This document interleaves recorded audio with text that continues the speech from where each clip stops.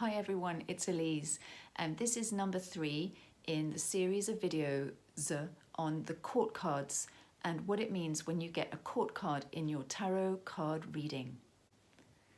So in this video, we're going to look at the knights, and the knights are basically very dynamic dudes. They are the young guns of the tarot deck. So in the olden days, people, and we're talking about medieval Europe, okay? In medieval Europe, in the big noble households, it was always the oldest son who inherited pretty much everything. And if he was a nice guy, then he would share everything with his siblings. But if he was not a nice guy, he would not. And so, you know, he would want to keep everything for himself, and he would want to send away anybody who might be threatening to him and his wealth, I guess. So he would attempt to marry off his sisters, and he would attempt to send away any young guys that were, you know, younger brothers that would be hanging around, because, you know, it's another mouth to feed, let's face it, and they're not doing very much, just chilling, you know, they're not like you know, servants or anything. So a lot of the young knights, younger brothers, would be, you know, in service to a king, and they would be sent out on quests and on errands and so forth. And so, for example, in the Knights of the Round Table and the Arthurian legends, we see a lot of young knights, you know, coming to Arthur and asking him, you know, what can we do? How can we help? You know, how can we be of service?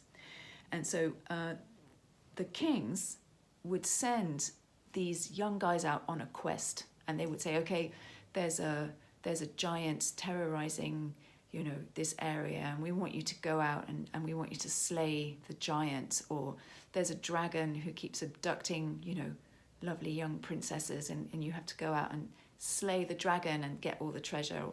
You see where I'm going with this, right? They had like these quests, they had these errands, they had to go out and do stuff. And so the knights in the tarot are like that. The knights go out and they do stuff, and they don't really have the compassion or the maturity or the world wisdom or any of those lovely things, and to know that just going straight ahead and just bashing everybody on the head is not the best thing. You know, the dragon steals the princess, but maybe the princess is in love with the dragon, or there's a giant in the valley, but actually maybe the giant has a problem, and maybe if you solve the giant's problem, then you could get the giant to work for you. But the knights would never see that, and they would never know that, and they would just go and just kill the dragon or kill the giant or whatever it was that they'd been sent to do. There's no negotiating with them, basically. So for somebody like me, that's not such a great thing. You know, I want to be able to parlay as. And so I was going to say something, but I just decided not to say that. So if you see a knight in your tarot card reading, then you want to think about who the young guys or the young guns in your environment are. So let's have a look and meet them individually. All right, so I'm going to lay out the knights on the table in no particular order. Here come the Knight of Wands and the Knight of Coins or Discs or Pentacles or whatever you want to call them, and the Knight of Cups and the Knight of Swords. Actually, do you know, I think this has been the same pattern in all of the videos that I've done. I wonder if it's going to be the same pattern when we do the pages.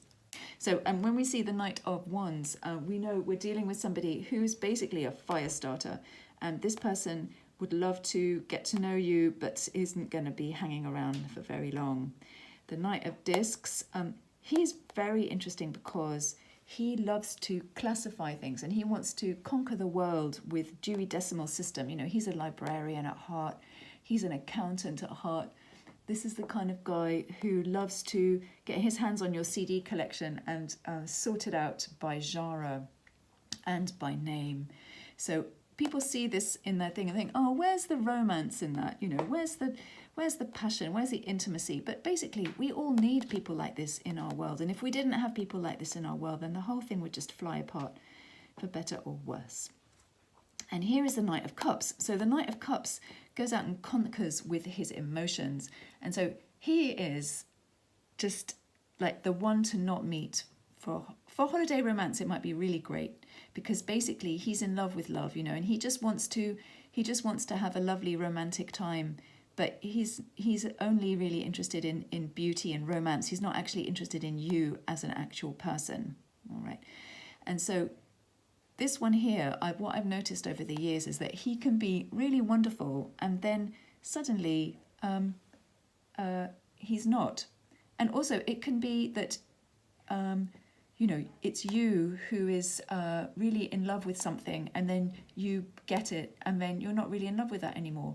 So I've seen this card pop up in my tarot reading when I did a lot of online shopping. And then I did the online shopping, and then I realized when I received the thing, I didn't actually want that, you know, and what I wanted was something else. But actually I wasn't really interested in the things as such. I was just really in love with online shopping.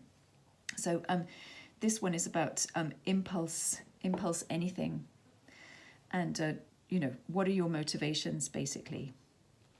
And then finally, we come to the Knight of Swords. And so the Knight of Swords conquers with his mind. And the thing about him is that he's, you know, he doesn't care who he hurts as long as he scores points with his mind. So he'll be arguing with people, and he might not actually believe in what he's saying, as long as he gets to be, he's right. Right. So when I see this card, I know exactly the kind of person I'm dealing with. Maybe he's very intelligent, and maybe, you know, he's very like ambitious and successful, but, you know, in his heart, he doesn't really understand the value of kindness, right? Or, you know, the value of compassion or value of sweetness. So you might be thinking, wow, Elise, you don't really like the Knights all that much, do you? And the answer would be no, I'm not a big fan, to be honest. I mean, you know, if you know, it's not like I don't like the Knights. It's just that, you know, they're just so kind of one-sided for me.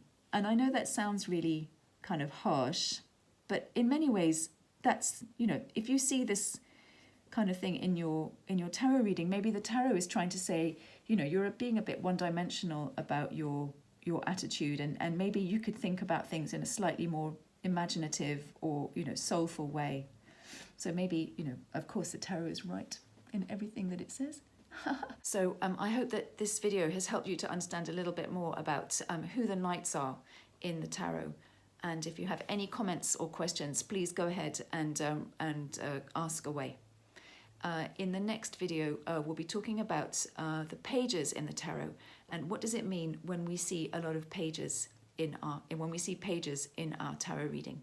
Until then, bye-bye.